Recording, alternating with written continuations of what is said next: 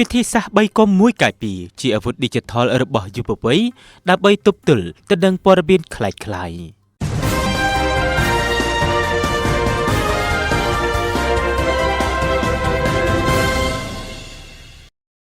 ឧត្តមទេពអាសនរិទ្ធអនុរដ្ឋលេខាធិការនិងជាអ្នកនាំពាក្យក្រសួងព័ត៌មានបានជំរុញឲ្យយុវវ័យអនុវត្តវិធីសាស្ត្រ3កុំ1កាពី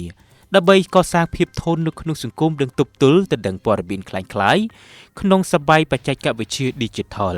ការជំរុញបែបនេះធ្វើឡើងចំពោះមុខលោកគ្រូអ្នកគ្រូសិស្សានុសិស្សប្រមាណ2300នាក់នៅក្នុងឱកាសដែលឯកឧត្តមអញ្ជើញចូលរួមជាអធិបតីនៅក្នុងពិធីផ្សព្វផ្សាយយុទ្ធនាការប្រឆាំងព័ត៌មានคล้ายៗជំហានទី2ដែលរៀបចំឡើងដោយមន្ទីរព័ត៌មានរាជធានីភ្នំពេញនៅព្រឹកថ្ងៃទី1ខែមិថុនាឆ្នាំ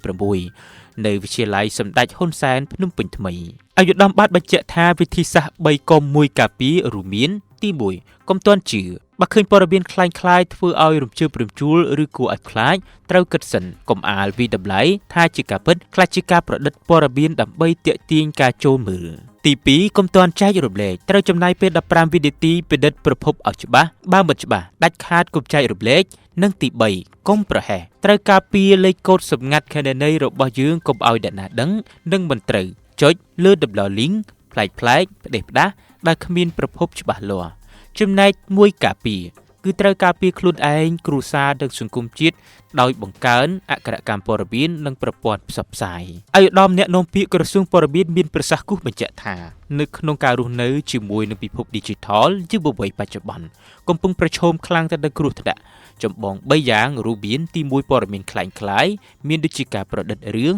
ការកាត់តរូបភាពបង្កើនភាពវឹកវរក្នុងសង្គមទី2ការផ្សព្វផ្សាយដើម្បីឆបោកតាមអនឡាញដោយជនឆបោកបានផ្ញើ link បោកប្រាស់ដើម្បីលួចទិន្នន័យនិងកណន័យ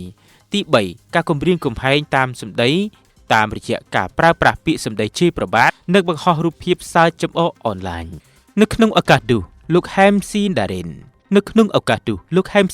ប្រធានមន្ត្រីអប់រំយុវជននិងកីឡារាជធានីភ្នំពេញ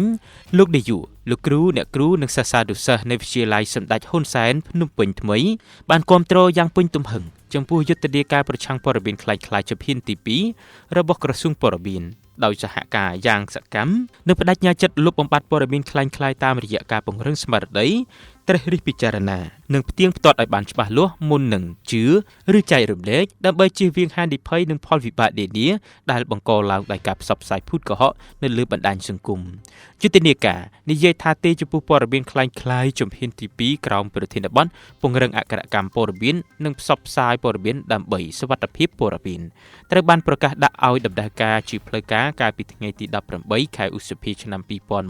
2026នៅវិទ្យាល័យសម្ដេចហ៊ុនសែនប៊ុនរ៉េឌីវត្តភ្នំក្រោមអធិបតីភាពឯកឧត្តមនេតភក្ត្រារដ្ឋមន្ត្រីក្រសួងព័ត៌មានសូមបញ្ជាក់ថាការលើកកម្ពស់កម្រិតអក្ខរកម្មព័ត៌មាននិងប្រព័ន្ធផ្សព្វផ្សាយគឺជាកត្តាលីកូដ៏សំខាន់នៅក្នុងការកសាងភាពធន់នៅក្នុងស្រទាប់គ្រួសារនិងសហគមន៍កម្ពុជាវានឹងជួយពង្រឹងសមត្ថភាពម្ចាស់ការនៅក្នុងការបង្ការនិងទប់ស្កាត់រាល់ហានិភ័យ